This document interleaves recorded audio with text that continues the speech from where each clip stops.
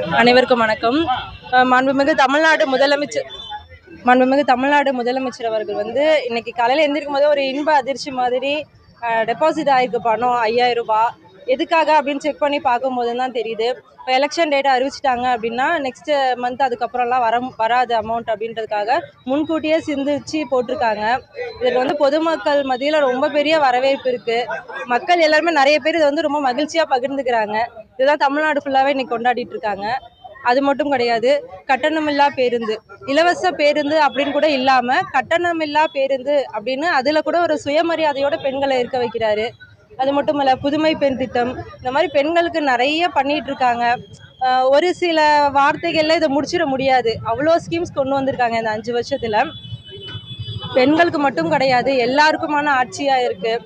இப்போ நீங்களே பார்த்துருப்பீங்க, இன்ஸ்டாகிராமில், ஃபேஸ்புக் எல்லாத்துலேயுமே பார்த்துட்ருப்பீங்க, வீடு இல்லாதவங்களுக்கெல்லாம் ஒரு வீடு கட்டி கொடுத்துருக்காங்க அப்படிங்கிறதையும். இது மாதிரி நிறைய ஸ்கீம் இருக்குது. அதுதான் சொல்ல முடியாது. முக்கியமாக கல்விக்காக ரொம்ப அதிகமாக பண்ணிகிட்ருக்காங்க. இந்த ஆட்சி மீண்டும் தொடர்ந்தால் மட்டும்தான் திரும்ப நம்ம இந்த பயன் எல்லாமே அடைய முடியும். இதுக்காக மீண்டும் அவரையே ஆட்சியில் அமர்த்தணும் அப்படின்னு சொல்லி கேட்டுக்கிறேன். தமிழ்நாட்டு முதலமைச்சர்களுக்கு நன்றியை தெரிவிச்சுக்கிறேன். ஸ்ரீரங்கம் பகுதியில் எல்லாருமே இப்போ அதை பெரிய ஒரு செலிப்ரேஷன் மாதிரி கொண்டாடிட்டு இருக்காங்க.